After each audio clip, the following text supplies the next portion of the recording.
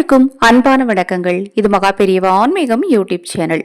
24/11/2025 கார்த்திகை மாதத்தின் 8ஆம் நாள் திங்கட்கிழமை சதுர்த்தி. இந்த நாள்ல வாஸ்து நாளும் கூடி வந்திருக்கு. கார்த்திகை மாதத்து சோமவிரத நாள்.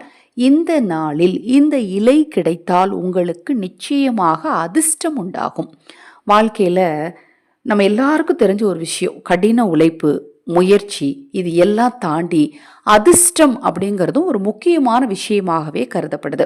எனக்கு அதிர்ஷ்டம் இருந்தாதான்ப்பா இது நடக்கும், எனக்கு அதிர்ஷ்டமே இல்லை அதனால தான் எதுவுமே நடக்க மாட்டேங்கி, இந்த மாதிரி வாசகங்களை கண்டிப்பாக கேள்விப்பட்டிருப்பீங்க.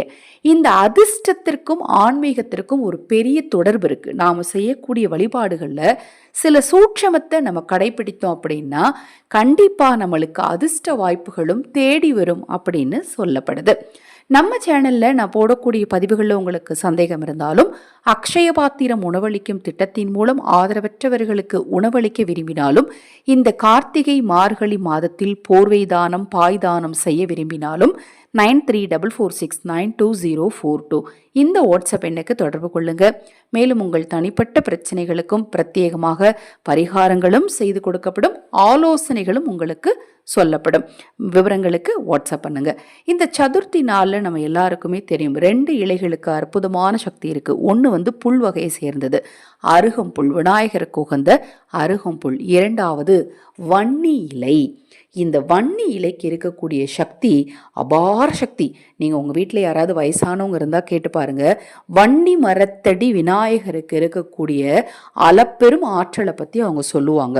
இந்த வன்னி மரத்துக்கு கீழே இருக்கக்கூடிய விநாயகருக்கு பக்கத்தில் அமர்ந்து தியானம் செய்கிறது, மந்திரம் சொல்கிறது, அதை மாதிரி குழந்தை பாக்கியம் இல்லை அப்படிங்கிறவங்க எப்படி அரச மர விநாயகரை சுற்றி வழிபாடு செய்கிறாங்களோ அதை மாதிரி வன்னிமர விநாயகரையும் சுற்றி வழிபாடு செய்யலாம். அது மாதிரி கடன் பிரச்சனை, பொருளாதார ரீதியான பிரச்சனையில் இருக்கிறவங்களும் இந்த வன்னி இலைகளை கொண்டு விநாயகரை பூஜித்தால் எப்பேற்பட்ட கடனும் கூட நிச்சயமாக தீரும் அப்படின்னு சொல்லப்படுது. இப்போ நான் சொன்ன இந்த 2 விஷயத்தில் அருகம்புல் கிடைத்தாலும் சரி, வன்னி இலை கிடைத்தாலும் சரி, நான் சொல்லக்கூடிய இந்த ஒரு சூட்சமத்தை செய்யுங்க.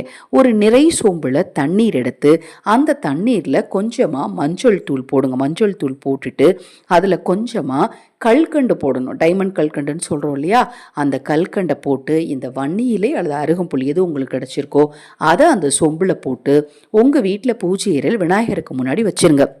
வைக்கும்போது முடிந்த வரைக்கும் விநாயகர் சிலை வைத்திருந்தாலும் சரி, திருவுருவப்படம் வைத்திருந்தாலும் சரி, மஞ்சள் பிள்ளையார் அல்லது சாண பிள்ளையார் வீட்டில் இருக்கிறது ரொம்ப நல்லது. அதையும் சதுர்த்தி நாளில் நம்ம பிடித்து வைத்து வழிபாடு செய்கிறது ரொம்ப ரொம்ப நல்லது. சாணம் கிடைத்தால் சாண பிள்ளையார் பிடிச்சு வைங்க.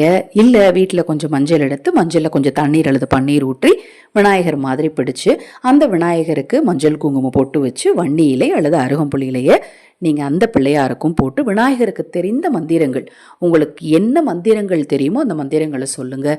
அதிலும் குறிப்பாக காரிய சித்தி மாலை சொல்கிறது ரொம்ப ரொம்ப நல்லது. காரிய சித்தி மாலையை இந்த நாளில், அதாவது கார்த்திகையில் வரக்கூடிய சதுர்த்தி நாளில் 8 முறை சொல்லி இந்த வன்னி இலை அல்லது அருகம்புல் இலை கொண்டு விநாயகரை பூஜை செஞ்சீங்க அப்படின்னா இதுவரை நடக்கவே நடக்காதுன்னு நீங்கள் நினச்ச காரியங்கள் கூட உங்களுக்கு கை கூட ஆரம்பிக்கும். எனக்கு காரிய சித்தி மாலை தெரியாது அப்படிங்கிறவங்க கவலைப்படாதீங்க. உங்களுக்கு என்ன மந்திரம் தெரியுமோ அந்த மந்திரத்தை சொல்லுங்க. எதுவுமே தெரியலையா, ஓம் விக்ன விநாயக பாத நமஸ்தே, ஓம் விக்ன விநாயக பாத நமஸ்தே என மந்திரத்தை சொல்லி நீங்கள் வழிபாட்டை செஞ்சு முடிச்சுட்டு எந்த நேரத்திலனாலும் செய்யலாம். செஞ்சு முடிச்சுட்டு அந்த தண்ணீரை கொண்டு போய் ஏதாவது ஒரு விருட்சத்துக்கு அடியில் ஊற்றிடுங்க.